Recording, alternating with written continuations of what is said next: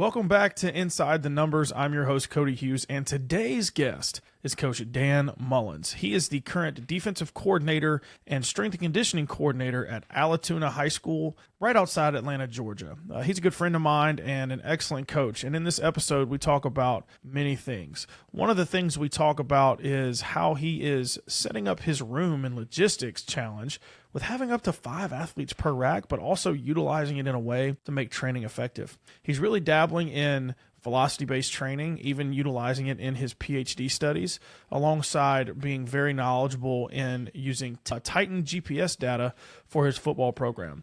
There's a lot of nuggets we take away in this episode of some things in GPS you might not think are valuable and may tip your cap if you're a football coach or somebody listening to this to look at possibly acquiring GPS and what it can do to help give you insights for your football program and practicing and game and what's actually happening. I hope you guys really enjoyed this episode. I know I did. Dan is a wealth of knowledge. He really walks the talk as well with a powerlifting background. And I hope you guys enjoy this episode and join us with Coach Mullins on the inside.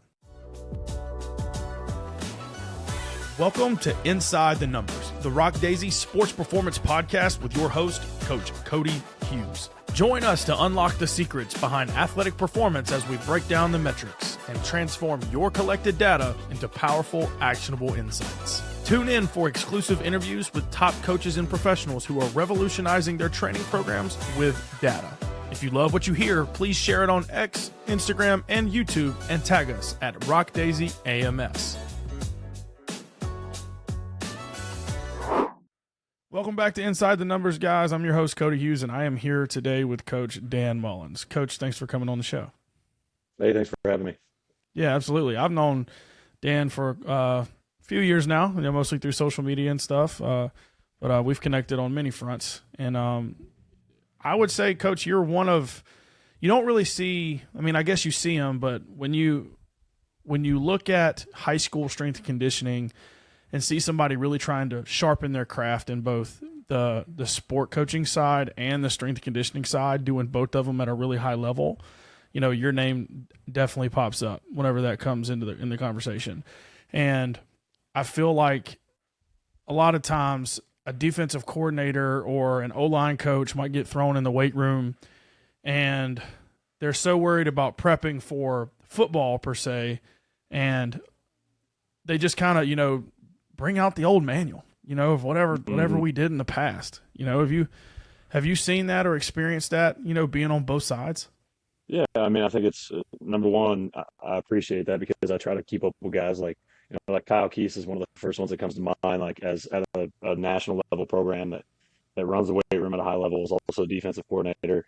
I mean, Mark Hoover's been a football coach for a long time. He was a head football coach at one time. So, there's a lot of guys that do it. So just to be considered as a guy that tries to, to be at the top of my craft and be at the forefront of what we're doing on both sides of that, is something that I really pride myself over.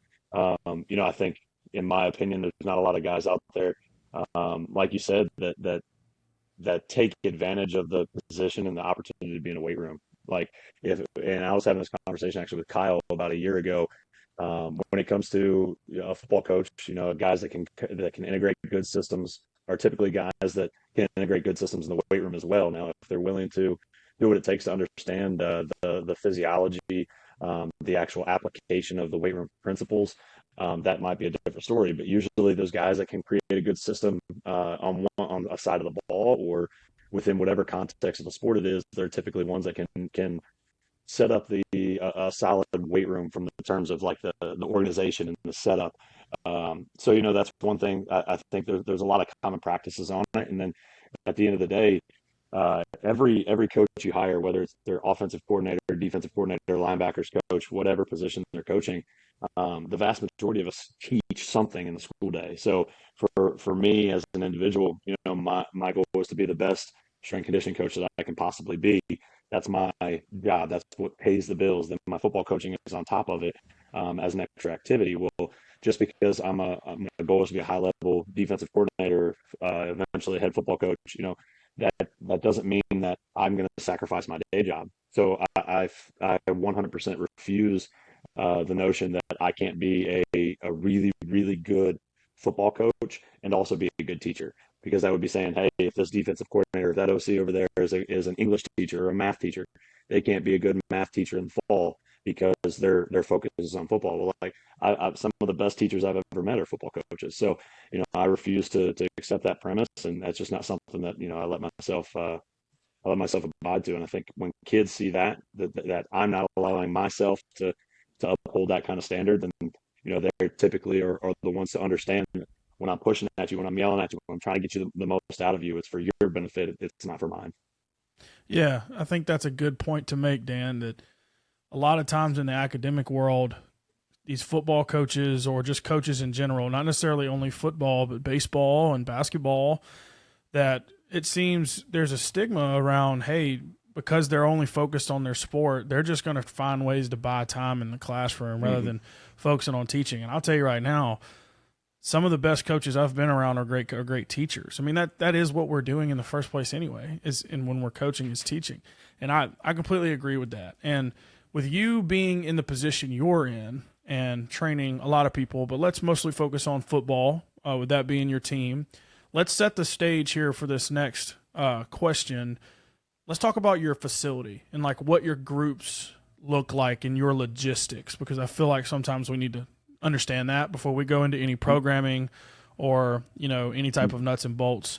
What does a training session look like with your football guys? Space, racks, times, how often your guys are training per week and so on.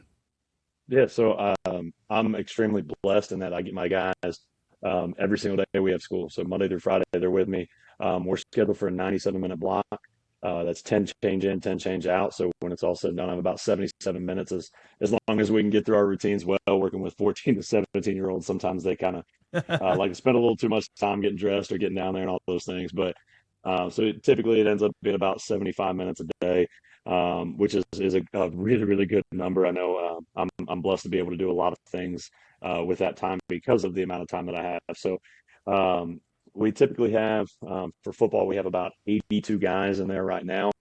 And that's myself and our head football coaches in there as well. We have two other coaches that are on common plan. So they'll stop in there 2 days a week, 3 days a week, depending on what's going on. And they'll help with some of that data collection stuff and things like that we do.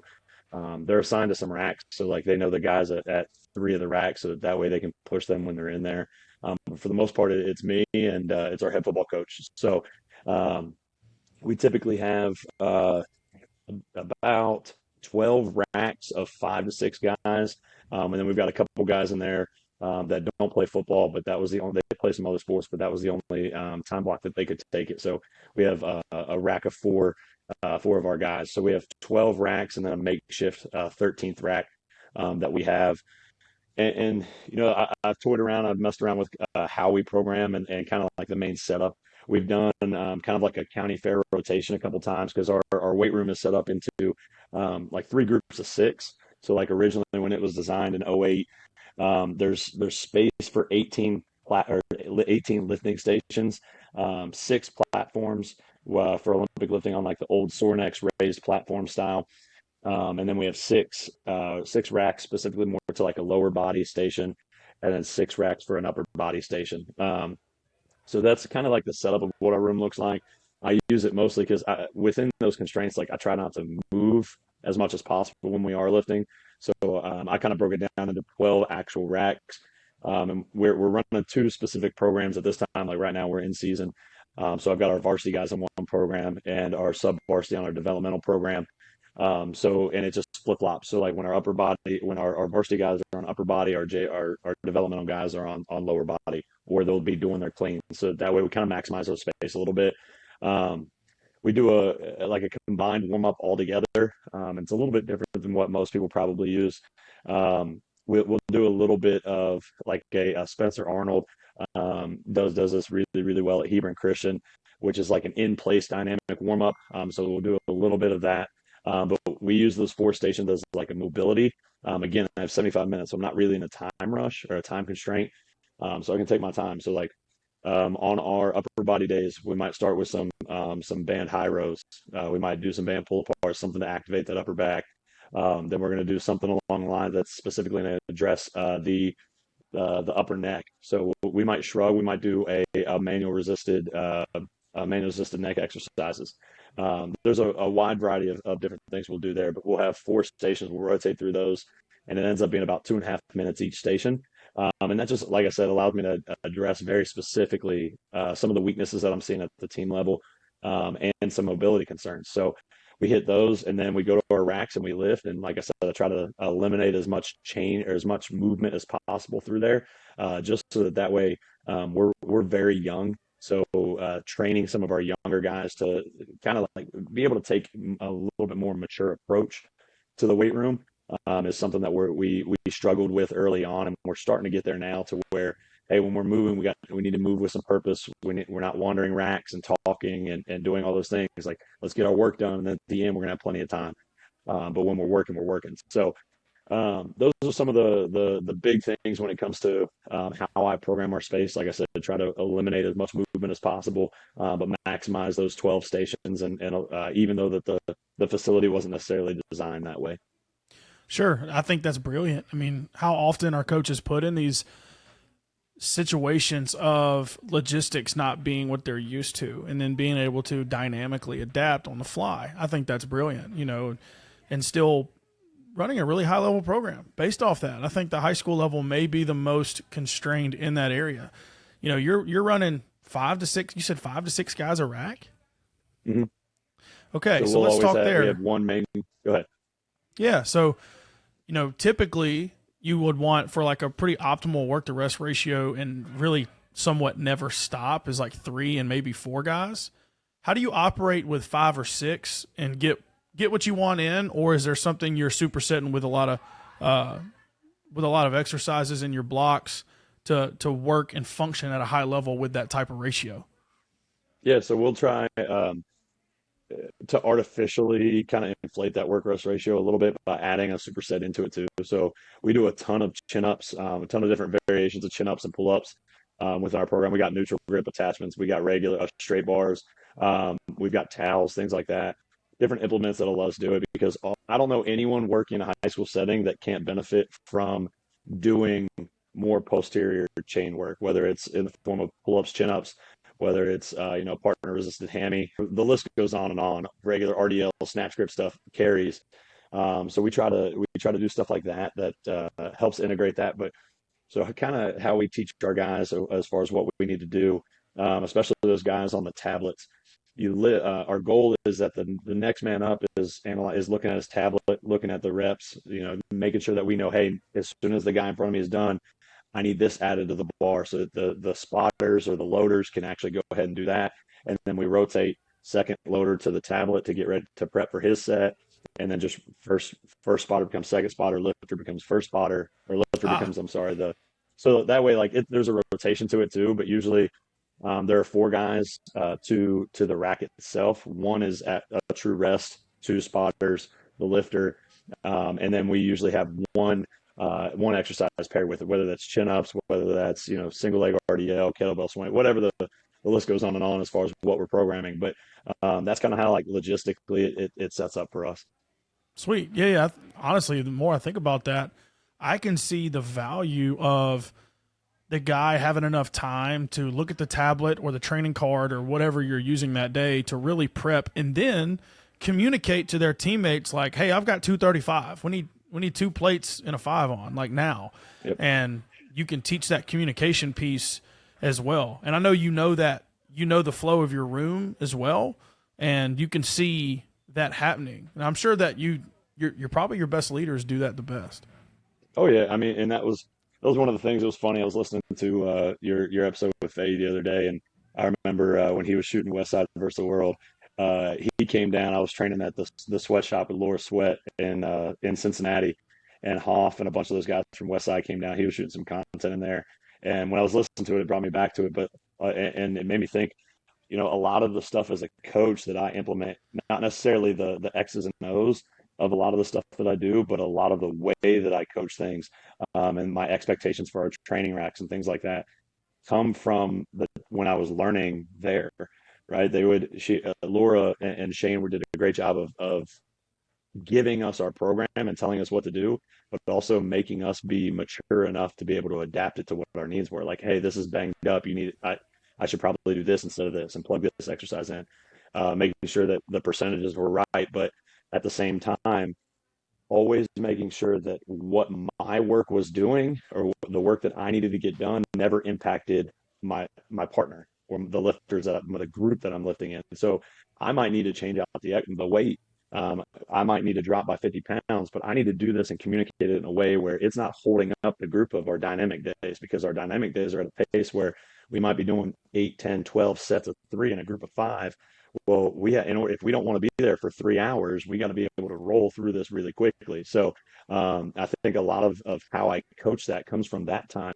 So like I tell my guys all the time, like very rarely am I going to lose my mind on you if for something you're doing as a lifter.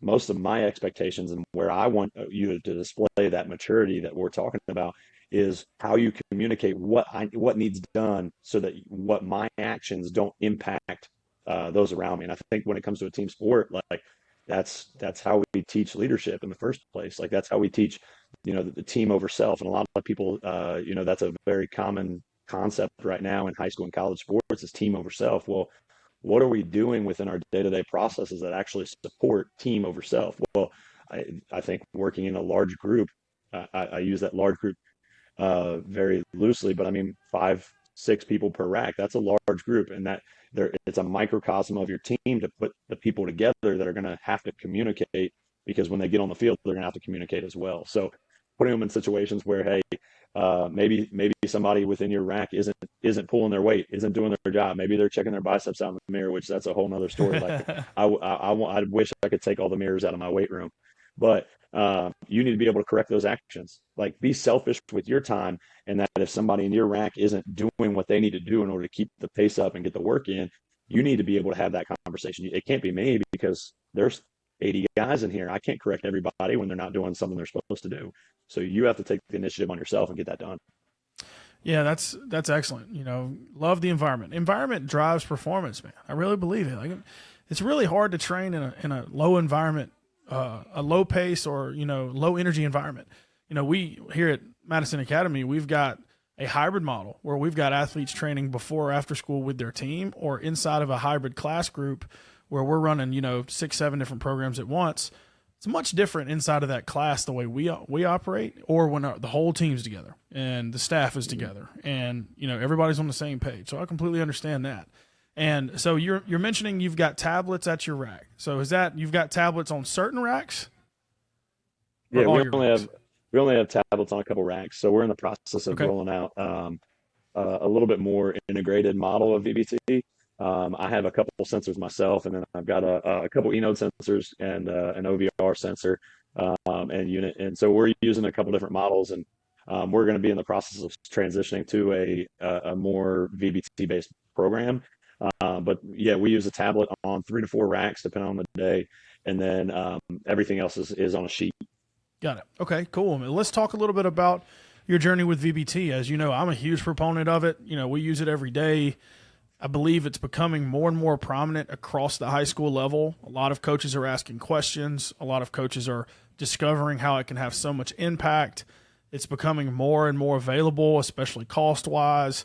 I know OVR is all the rave right now. I've got 4 OVR jumps, and they're unbelievable. And Fahey's done a great job with that. And you've got an OVR velocity unit. So talk to me about your journey with velocity-based training and VBT, and then how you guys are implementing it right now. Yeah, so it's kind of funny, like thinking back to when I first started training teams, and coupled with like the powerlifting side of me, especially in a West Side based system that I was that I trained in. I never would have thought that I would have kind of immersed myself in VBT. And now, fast forward years later, I'm working on my PhD right now, and the dissertation that I'm working through is VBT versus percentage-based training for high school athletes. So I never would have thought of that if you would have told me that 6 years ago. So it's a little strange, a little weird that it's working that way. But I think for me, it started off actually with some conversation with Mark Hoover and John Herschel. They took it some time out of their booth when they were visiting the Cincinnati Glacier Clinic. I was in my second year training high school kids, and drove down to the Glacier Clinic, had no intention of actually going to the clinic, but went just to talk to those guys and sat down for like 3.5 hours and just sat and talked. And they kind of introduced me to it. And I'm like, what are you talking about, VBT? Like, and Huber's like, oh, it's just this little sensor you put on the bar and it tells you how fast you move. I'm like, well, that's cool, but like that's a bunch of cupcake stuff. We're gonna start turning kids soft with it. So that's the football coach side of me coming out with Sure thing, coupled man. with powerlifting.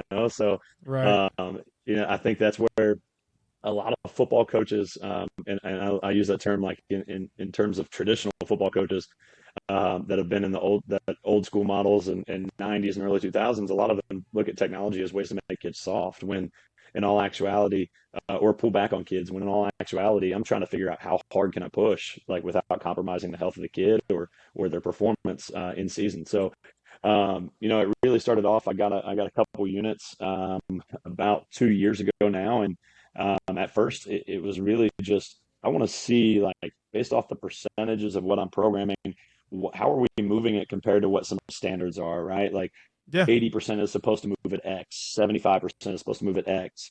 And I just wanted to see, like, all right, well, what's our intent look like? How, like, comparatively to some of those standard norms. So really, at first, it was just a monitoring tool for me to see, all right, well, where are guys at? And then as I started reading a little bit more, there was some Simply Faster blogs out there, and obviously, Brian, man, you can't talk about VBT in high school and football without mentioning him. Some of the work that That's he's right. done. Um, Kind of immersed myself and opened the door to low velocity profiling and a little bit of low velocity profiling, force velocity profiling, and trying to determine, all right, well, where are our kids weak at? How can I use this to target? All right, are we strong but slow? Are we fast but weak? Like, what does the shape look like? What does their curve look like? And how can we address some of those things? So that's where it started to shift that way. And I was really able to see, like I said, like just through monitoring. All right, so 75% is supposed to move. If we're moving 75% of our max velocity, it should be able to move at this. Well, I started seeing, all right, well, we're using 75%, but it's moving. That bar's moving a lot slower than it's supposed to. Eric was supposed to, Sure. But so what are some things that we need to address? So then we started doing a little bit of those dynamic effort days from like a true West Side, where we would add bands and chains, and we would go through a couple waves of there. I'm like, all right, cool. Well, now we've closed that gap a little bit. All right, we got a little stronger, but now we're slow again. So then it started to really open my eyes to a lot more of the of dynamic training overall. That's when we started integrating a lot more jumps into our training. We started doing a lot more loaded jumps, like in the form of dumbbells, in the form of crap bars. Um, we started moving toward, like, I love Olympic lifting. We started moving more to a lot of pool based, like from the hang or from the floor, but finishing in the pool versus the actual catch. Now we still catch once a week. For a lot of different reasons. And we've had that conversation before too. And there's a Oh lot yeah. of other resources out there. I don't want to get down that rabbit hole, but because we could be going for a while. But So we started moving to some of those loaded dynamic activities to help support some of those gains that we were seeing in our squat and in our clean and in our trap bar. So that way we want to make sure that we're not just progressing to push strength. Like, obviously, as a former power lifter, I love strength. I want our kids to be as absolutely strong as possible through a full range of motion, moving the bar well. And I want people to see any of the videos that our kids post, and I want them to see, hey, that's a beautiful lift. Like, that's very well executed with some violence. And that's the biggest thing for us, is that we want to make sure that our kids are executing our movements with violence. And this is something I took from Stan Luttrell, who's down at Colquitt County. He's been around a few very large programs in Georgia, and he goes, we have two ways of moving our weight: violent or slow. Slow is heavy weight. Outside of that, everything we want to do is violent. And I absolutely butchered that quote, but that's the premise of what what he says and what we're looking at, For and sure. that's really what I Trying to try to avoid relay the to our middle, kids. right? Like Yeah, mostly trying to avoid the middle. and even when we are doing stuff, when we're purposefully moving things in that middle, we want to approach it with violence. We want to approach it with a mindset and a mentality that we're going to make this 60% look like 50%, or we're going to move this 65% at the speed I should be moving 60% at. And that's what has allowed us with some of our stuff to see those trends in season, those projected maxes that they give you every day, just start tick tick. And that's one of the big reasons, like, in a short time, the last, I would say, 16 weeks or so, we've seen some crazy growth out of the three racks that have it, which would be 18 kids. And we've seen some crazy, unbelievable growth in them. And so I'm like, hey, once our head coach, we need to do everything we can to try to implement this on a team level. And I think we're about to be at the point where we can do that. And obviously, there's more strategies that we'll get to when it comes to addressing weaknesses of each individual separately once that happens. Yeah, that's awesome. And I wish more coaches would hear that and take that to heart, that VBT is not necessarily some type of philosophy. It's just a method. Like, those are all semantics terms. Like, I've also said VBT is not a method. Like, it's not a program. The first thing you hear in VBT is velocity, so you think, oh, we're only gonna lift light and fast. We're not gonna lift heavy, when that couldn't be further from the truth. And to know that you can use this technology to give you more insight on what's happening, rather than the only other way we can do it back in the day historically is do a rep max or a 1RM. I mean, how else would we be able to measure where we're at throughout the year without it? And just hearing that, my mind goes crazy, because I would have thought the exact same thing about 6-8 months ago, until I fully immersed myself as I was setting myself up for what I knew my dissertation topic was going to be, and started diving into different methods within VBT. I thought VBT was just, hey, here's the bar speed I want you at. If you're zero 0.5 above it, you can go up 5 pounds. If you're 0.1 up, or 0.05, I'm sorry, you go up 5 pounds. If you're 0.1 above, you can go up 10, and vice versa for going down. But just like percent-based training has 5-3-1, conjugate, Texas 5x5, velocity-based training has multiple methods within it itself too. You've got the low velocity profile, where we want 80% of what your projected max is going to be. Your velocity loss threshold, where we're going to move till 10, 20, 30% decrements of your original, of what that should be at. You've got a multitude of different strategies within VBT that can address what you're trying to get from. So when we get all our team hooked up on sensors, while our varsity guys may be on that low velocity profiling, where your goal is to move it at X velocity each set, and then your load for the next set is based off your performance in that set. Our younger guys or developmental guys are going to be on a velocity loss threshold based system, where, hey, we need to develop you. So you have 30 total reps you got to do this session over X load or X percent, and each set one you're going to pick the bar up and you're going to squat over and over and over again until your partner tells you to stop. And we can program that tablet to say, hey, at X velocity, this is where your cutoff. And so their partner sits there, rep 1, rep 2, rep 3, rep 4, they hit that velocity threshold that my paper says, hey, stop, cut it. And they rack the weight. Now they have 26 reps to go. So however many sets it takes, you've got 30 reps within that speed, within that specific velocity. So there's tons of approaches that you can take within velocity based training that I think leads you down a road of the same approach as if you didn't have technology, right? Like, if you've got this group and you've got a varsity group and you've got a clear developmental group that you're going to have to train within a program, well, they need to be training differently. So how do I communicate my program to both of these groups, whether I'm making rack cards, whether I'm writing on a whiteboard? What am I doing to meet the needs of the varsity group and the Devo group at the same time? Well, velocity-based training just allows me to be a little bit more specific and a lot more precise with what I'm asking the varsity guys to do versus what I'm asking our developmental group to do. Gotcha. And I think that's brilliant. I keep saying it over and over, but I wish coaches would just hear that, especially the old school ones, especially the more traditional ones. Like, it'll just give you more information. And I make this analogy all the time. Imagine if all you had to go into the next game to evaluate your football program was what the scoreboard said. After the game, all you got is our score and their score. No film, no stats, no scouting reports. We either won or we lost. AKA, you either got the weight up or you didn't. Instead of, oh, no, we're going to dive into the film and start grading guys. Okay, we may have won and beat an inferior team, but we played like dog water. Like, we actually didn't get better because we were just more physical than them. We made, our steps were bad, our fits were bad. We made up for a lot of really bad habits with athleticism because of an inferior team. That would change your approach to how you go to practice the next week, even though you were in the win column. That's the analogy I use with like velocity-based training.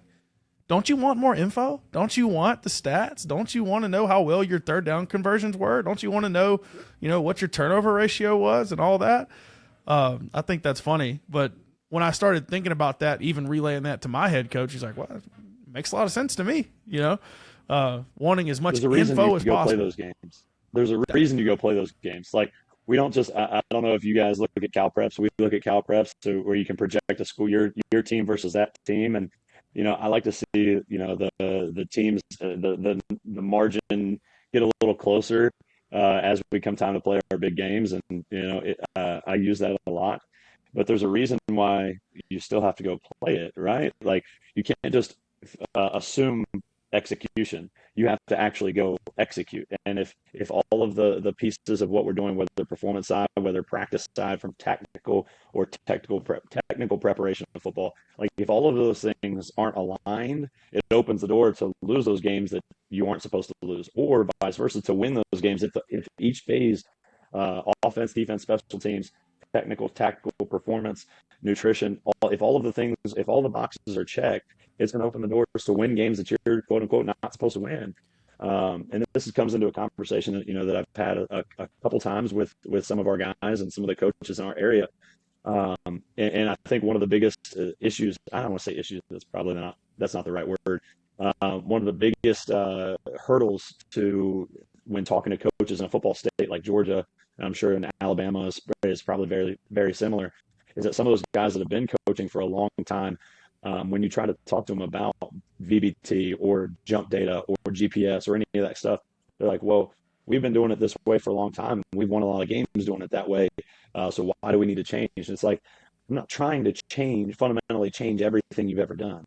I'm just trying to make sure that we're getting the best out of our guys and the best out of our athletes that we can, Right. while keeping them healthy. I want to make sure I can push them further. So I want to know, can I squeeze the juice a little bit more? Can I get a little bit more from them?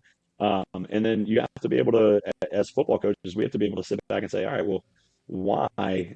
And speaking to your point, we have to sit back and be able to say, why didn't we execute?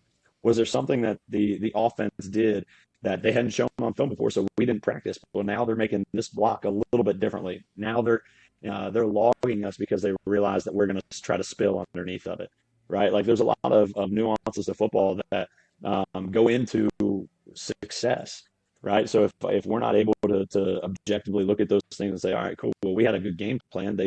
They came out, they did this. Well, now under the tent, when I'm looking at the whole sideline, it's all about adjustments, right? That's the same thing with performance. I want to be able to have as much data. I want to be able to see as much as possible, so that way, mid-season, if our program isn't going as well as I wanted it to, like if we're struggling in certain areas, I want to be able to look at the data and say, hey, at what point, like, where are our weaknesses? Is it on the sprint side? Is it dynamic? Is it explosive? Like, where are we good? And just keep hammering on. But without having the ability to track that, like, without having huddle sideline, I can't make adjustments. So most coaches kind of understand that piece, but a little bit slower when it comes to, like, the opening for GPS and VBT stuff. Yeah, for sure. And I think it's a lot easier for coaches to be comfortable in, like, their strength conditioning program, because it's really difficult to evaluate. It's easy to evaluate whether you're winning games or not, because you either are or you're not, so it makes it a little more justifiable to say we need to make an adjustment. It's a little bit more gray when it comes to strength conditioning, especially if you don't have technology. So you got a coach that may win a state championship, or they may win 5 games over their course of their career, but they used that same booklet of strength conditioning in every offseason, never changed anything. Same thing of, I've got a different group of kids with different mentalities, different abilities, different training ages, or, experiences in playing the game of football. The best coaches I've ever seen approach the game based off of what their players can do, not necessarily of trying to force their players into their philosophy, playbook, or whatever. Why would we not do it the same way in the weight room? And that's where, along the same lines, I would also argue that having data, a variety of data, whether jump, VBT, laser time, GPS, whatever the case may be, having access to more data also means that as a coach, I have to be a lot more aware of my systems and a lot more foundationally grounded in the belief of my program. Because we all know that, when we could jump every single day over the course of our program, and our data is going to look like this. Like, we might be trending in the right direction, but there's going to be days where like you plummet and you're jumping like 4 inches lower than what the kid was jumping last week.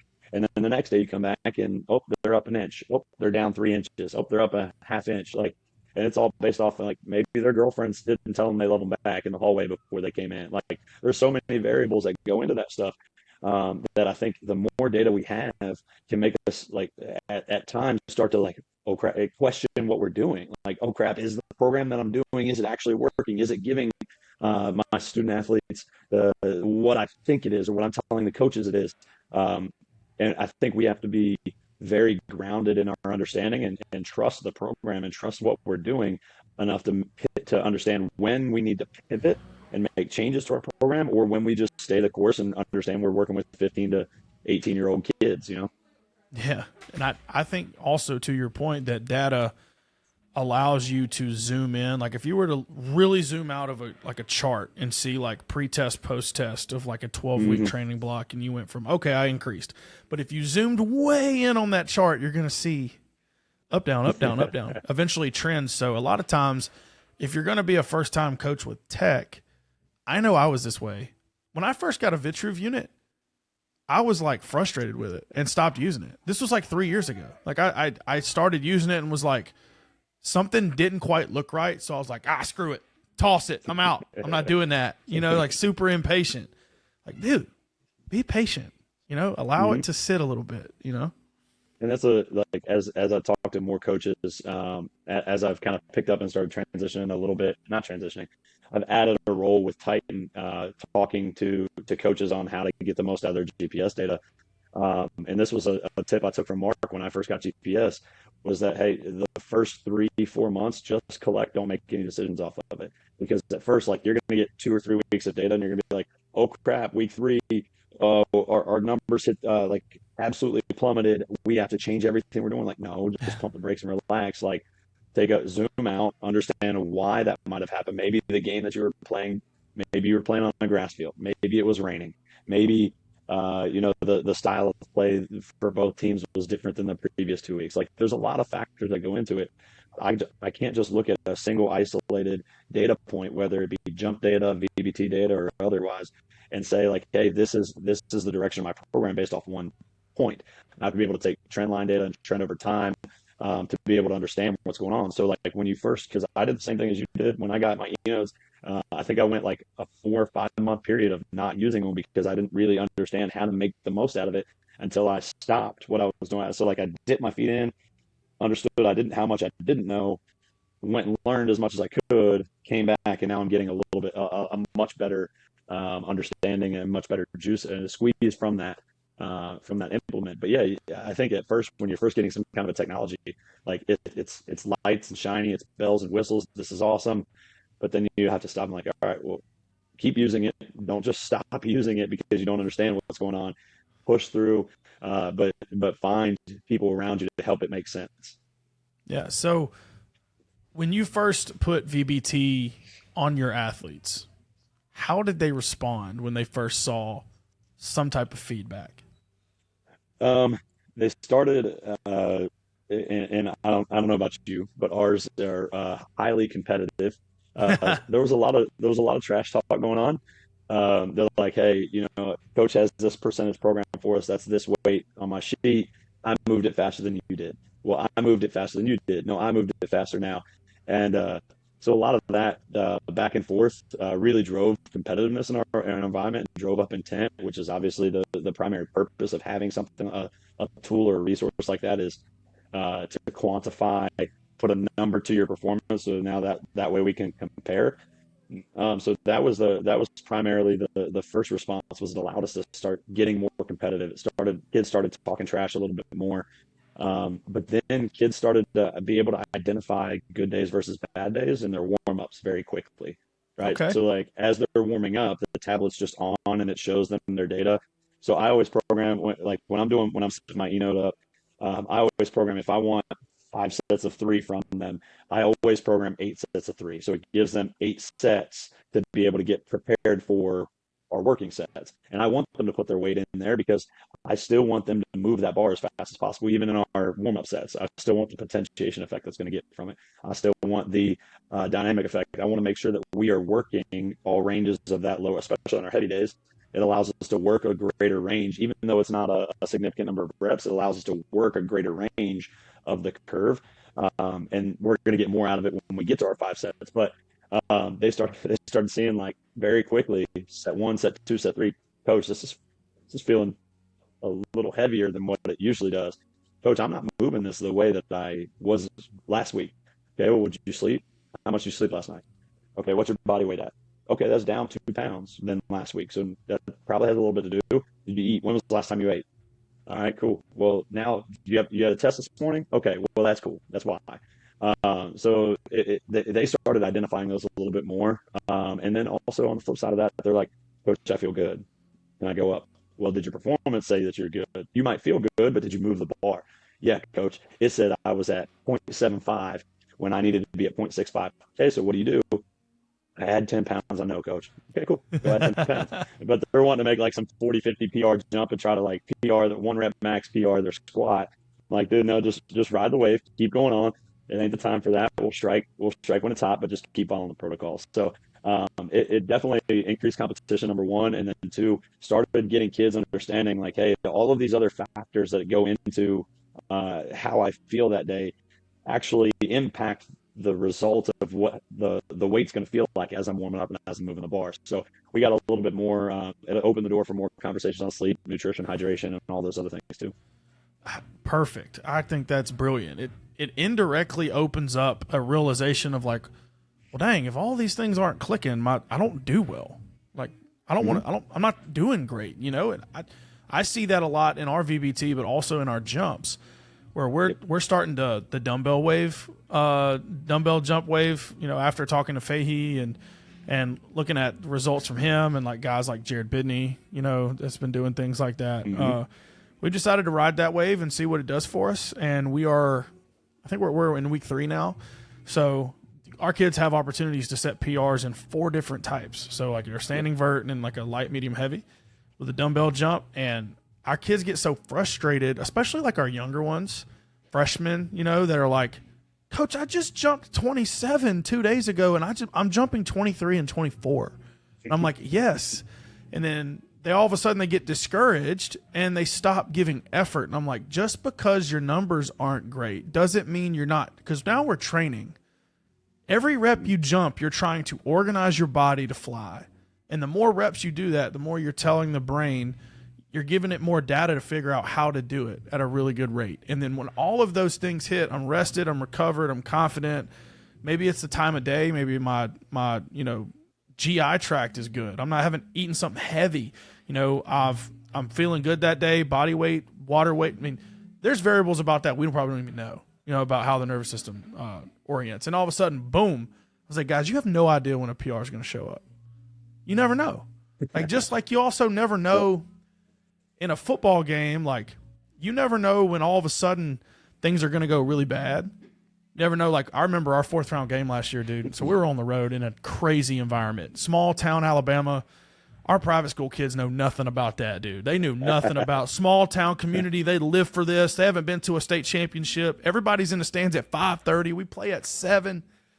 Man, we get the kickoff and we throw an interception on the first play inside the 5, and then they score immediately. And it was like, woo, just insanity. Like, holy cow, where do we go from here? You know, so that was like an example of you never know when something weird's going to strike, but can you just trust it? And if you've constantly done that in training, whether that's on the field or in the weight room, you have something to fall back on to just keep training, you know, and not no doubt. And that's where, like, what we're talking about is directly related to what we were talking about earlier. We talked about the ability to create leadership skills and communication skills within your rack by the way that we have things set up. It also plays true here when we're talking about mental toughness to what's going on around us. I've got a sophomore right now who he's gained. Last year he came in at 167. He's up to like 184 starting for us at outside linebacker. Also runs track. And he was running like 19 and a half, pushing 20 mile an hour as outside linebacker last year. This year he's hovering around 18 and a half, 19, and he's just so frustrated. Coach, I'm not running as fast as I was. Well, yeah, you're moving X amount more mass. Like, of course, you're not going to be as fast. Just give it time. Your body's going to get used to it. It's going to fluctuate with how much we sprint. And after the season, you're going to get just as fast as you were before. And we're going to add even more weight. So it's going to be okay. Because at the end of the day, you're a football player because your brother played at Georgia Tech as a defensive end. You're currently 6'2". Your brother was 6'6". You've got some height you're going to gain this offseason, and just push through the training. So every time we run, he's like, all right, what's my PR? What's my PR? What's my PR? How long has it been since I PR? What am I doing right now? Like, how fast was that compared to my pre-PR? Like, dude, chill out, just train. And as long as we're trending this direction, we're good. And it translates to football. I've got another sophomore that was really struggling, and he was struggling making the jump from freshman football in terms of like play calling and formation recognition to varsity football. And he's a JV player for us, and he actually ended up playing a couple snaps for us 2 weeks ago.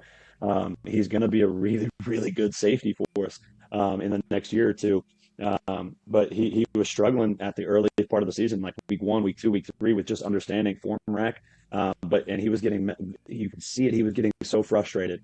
But, just continuing to coach him and continue to say, hey, just be okay knowing what you know, add one piece, get better at recognizing one formation or one play call each day. And then over that time, I watch his hold time tick up, tick up, tick up, and he catches up. And I'm like, okay, cool. Well, guess what? You got frustrated. You were struggling through something. You attacked it with more work and more attention to detail. You got better at something, and now you're more prepared. And now he's dominating every time we go out on Thursdays to play JV, and he's rotating in on Fridays every now and then. And he's holding his water well, and he's playing well. And that's just because we instead of removing the constraints and removing the struggle from him when he got frustrated, he battled through it, and we put him in a position to adjust to it, and he handled it really well. And now this is the result we're getting from him. So we just got to allow kids that opportunity to see struggle, feel frustration, but understand, like, hey, it's going to get better as long as you continue to attack and give the response that you need in order to elicit that response. You just painted the picture of what development is supposed to look like. That's development. It's exactly what it is. And I feel like too many kids are running from that. I feel like too many parents are running from that you want the glorification now. And I posted this on Twitter the other day, and this don't have nothing to do with strength conditioning, guys.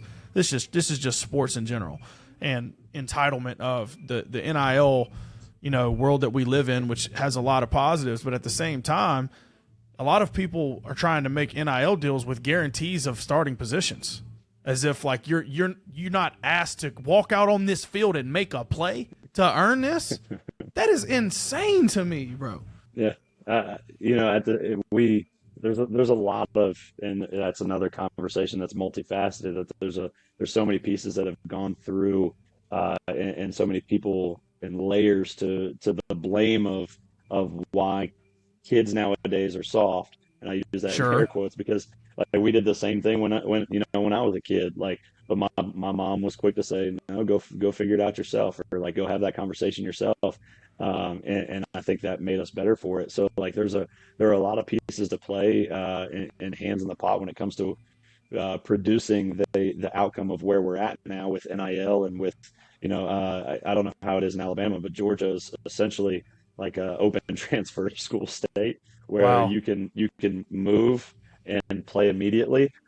You can choose where you go to high school. Doesn't have to be necessarily where you're zoned for, but you can go anywhere in the county. And there's certain restrictions. But outside of that, like you can essentially transfer and go play and start against the kids you grew up playing against just because you're not getting the playing time. So like there's a lot of pieces to it that have I think have bred that. But yeah, it's all about how do we develop our kids and allow them to be exposed to these things that are going to be frustrating, give them just enough motivation to get through it on their own.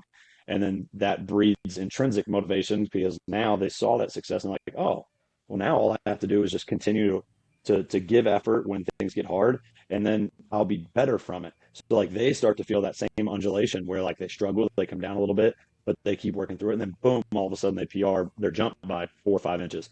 And it's the same thing in football. It's the same thing in life because soon, and this is what I tell all of our kids when I first took over, and I say it at every parent meeting, my goal is not to raise good football players. My goal is to prepare your football players to be good men. And at some point, life's going to get hard, and you have to be willing to either give up and deal with the consequences or work through something. And when my marriage is hard, and when I have to be able to either understand we're going to push through this and we're going to get through this because I made a vow to you and we're going to work through it. That's hard. And so we're raising kids to do one or the other. So we have to No look in the mirror doubt. and see what we're doing.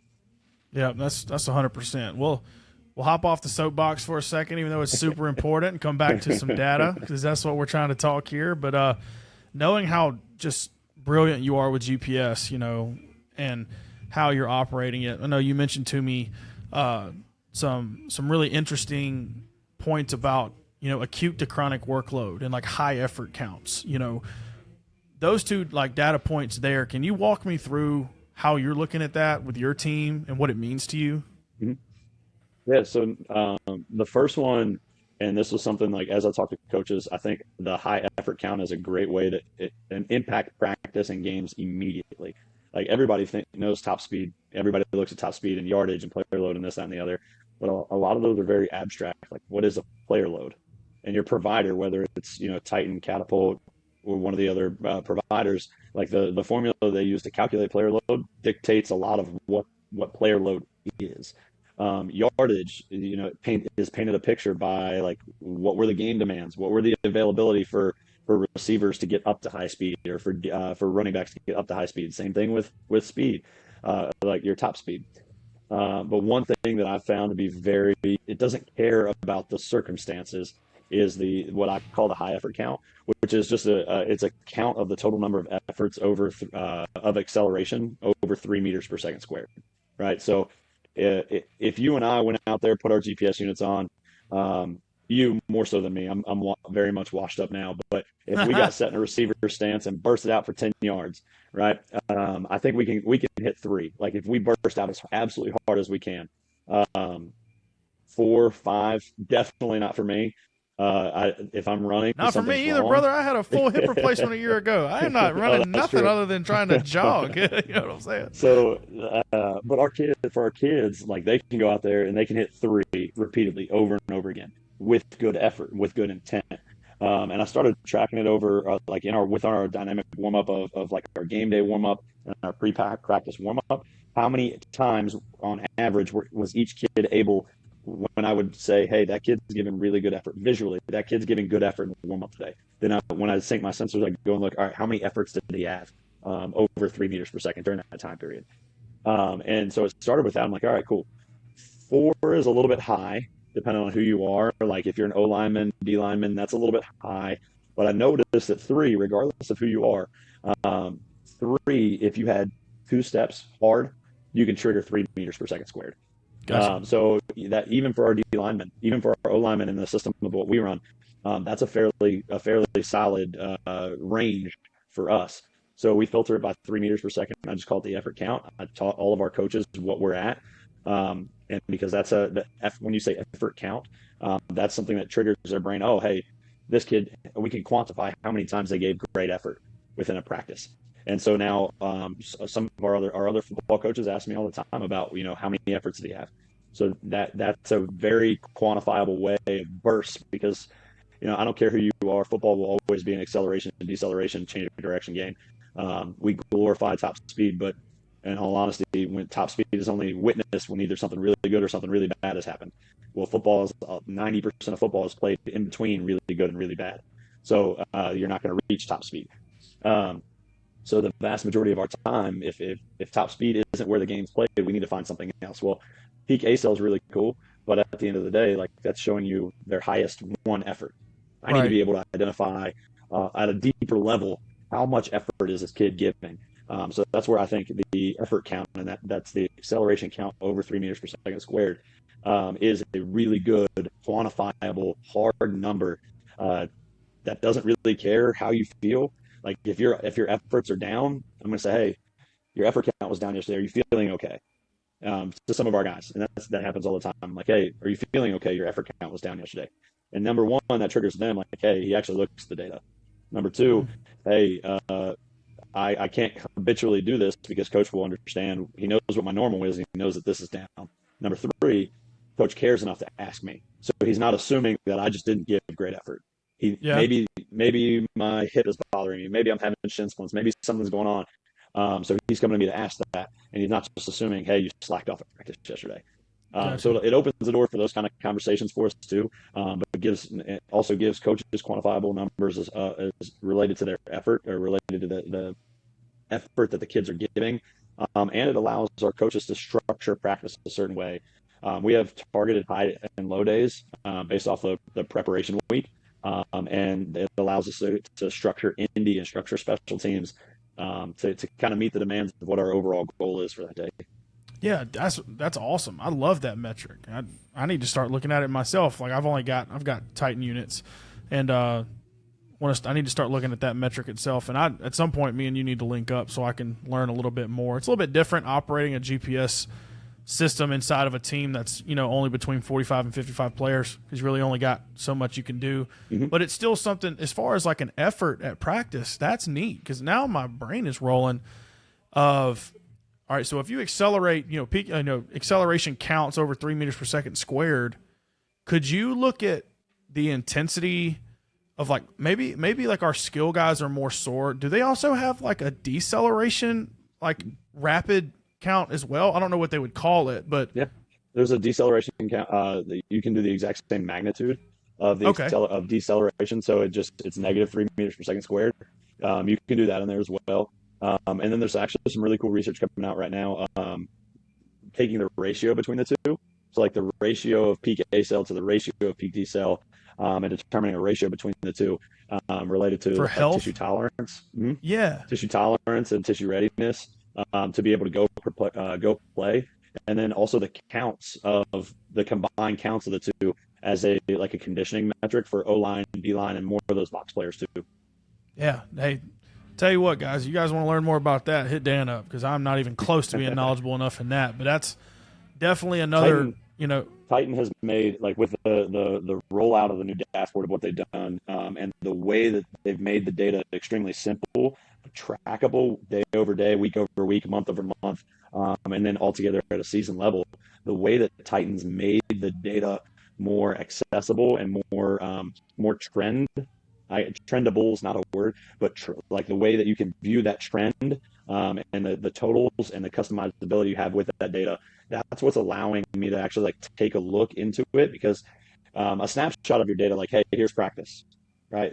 That's a good thing. Like, now I have an understanding of how practice or a game was, but GPS actually matters the most, and where you get the most impact out of it is where you can track day over day, week over week. And now I can see, all right, is this kid trending up, down? Has he been exposed to a really high peak? Well, why? Last year we had one of our receivers. He was our backup quarterback, and then the quarterback just wasn't necessarily getting it done. So we want to put a little more pressure on him. So we moved that receiver into quarterback full time. Well, his practice dipped, obviously, because there's a difference between receiver and quarterback. So we had to be able to answer the questions. All right, why is that happening? Is he safe to still go play receiver? And yes, we filled in some volume inorganically to make sure that he's prepared for that. But it was something that allows you to identify, all right, well, it just allows us to ask the question, okay, what's going on? Why is this happening? So a lot of the new ways that we're able to look at data is because of especially with those with Titan, it's because of the adjustments and the changes that Titan's been making to their data or their platform. Yeah, I concur to that. We had Catapult for the most of the season last year. We bought a Titan unit just to see the difference, and even saw Catapult's old dashboard, and then this year seeing like the new one. Even though I'm running limited units, I can still pull it up and make it. I mean, guys, it's foolproof. Like it really is not hard to land on the data you want. The 3D field and seeing things is so awesome. The really cool, snazzy part of it, the way that the layout of seeing it. So if you guys want, if you're interested in GPS, I highly recommend Titan. If you need, more information on that, please hit Coach Mullins up. He'd be your guy for that. Going into this last part, we're running out of time, Coach. I wanted to hit you with 2 questions I usually hit with all coaches because I feel like it gives some insight of where they're at. And the first question is this: What do you feel like you've changed your mind on, like, the most over the course of your career? Yeah, I mean, I think some of this goes back to like when I was first starting to train teams, coming from a powerlifting background, especially like a true West Side powerlifting focus to team training.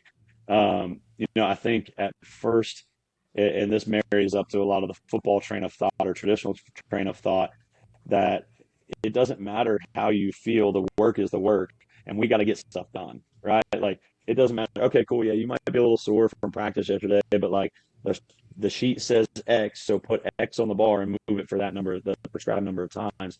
And I think when I first got here, I was afraid of making, or not here, but when I first started training teams, I was really afraid of making cuts to our program for the sake of readiness.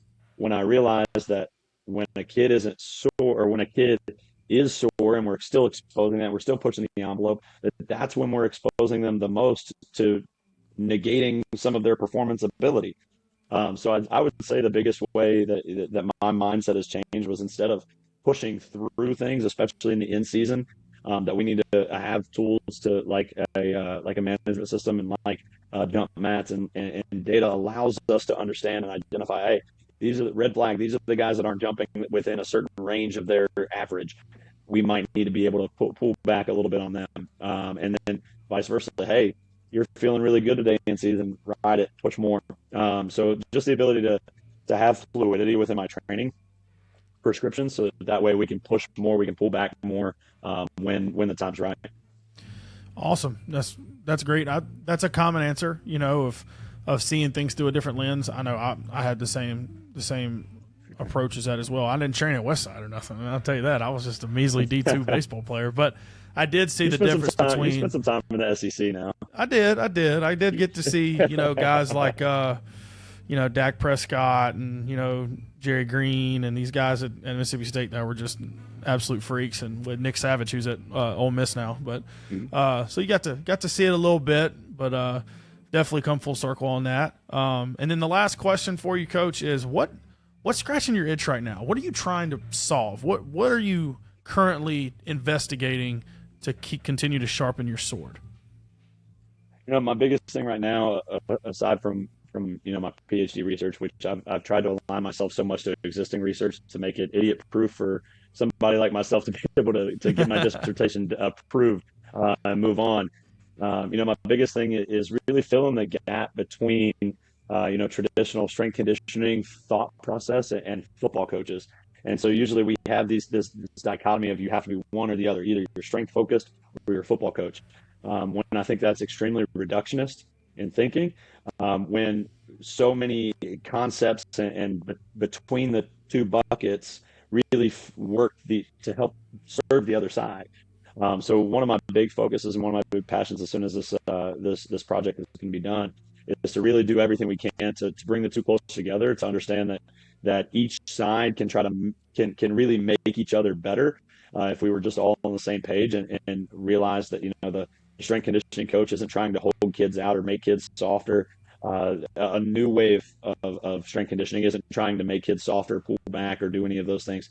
We're actually trying to give you a more prepared athlete that's going to know your terminology, that's going to know your system better, and it's really going to push for a better culture of your team. So really want to bring those two sides together, and kind of pull down the stigma that the football coach in the weight room stereotype. I really want to help empower the football coaches that are assigned to the weight room to know that this technology stuff isn't as scary as it seems. Like I had after my first freshman year of college, I was kicked out of school with a 1.9 GPA, and it took me 4 years to get before I went back to college and tried again. And here I am trying to get a doctorate degree, and I understand this stuff. So if a kid with a 1.9 GPA can end up understanding it, anybody can do this. Gotcha. Yeah, that's awesome. Love to hear that. And if you're involved in any high school, if you're a football coach, training you happen upon this podcast, look into the NHSSCA, and just really highly suggest you do that. The network is unmatched with people with different experiences and had a lot of success stories. And being able to have contacts in our phone, man, when we've got something, a question, we want to bounce off somebody, they're always a phone call away, and that's what makes us at the high school level special, is because we're mostly not hiding anything. We just want to help each other, because we all have different experiences, different logistics, different constraints. And sometimes just hearing one idea, like I've already picked something up from you today, of you use VBT and so do I, just something a little different that might just continue to make your program better. So definitely look into that. And if you got questions, please feel free to explore more. But Coach, if you to leave you with this, if anybody listens to this and they're they want to ask more questions, maybe get a little more depth on something you said, they want to ask more questions about how they can acquire 75 Titan units from you tomorrow, how would they go about getting in touch with you? Yeah, man. Well, we're in the middle of football season right now, so we've got at least 4 more weeks. We're fighting for a 5th week on there. So depending on when this comes out, but my Twitter profile is Coach. Hey guys, hang on for just a second. Go get mommy. Got those little ones are a little crazy. But my Twitter handle is Coach D Mullins. CoachDMullins. Feel free to reach out to me. If I don't respond, it's because it's football season. It's a little while, but I'll get back to you. Sure. Awesome. Well, sounds good, Coach. Well, I appreciate you coming on, man. Or I'm chasing those 3 kids that just ran in. Heck yeah, man. I definitely get that for sure.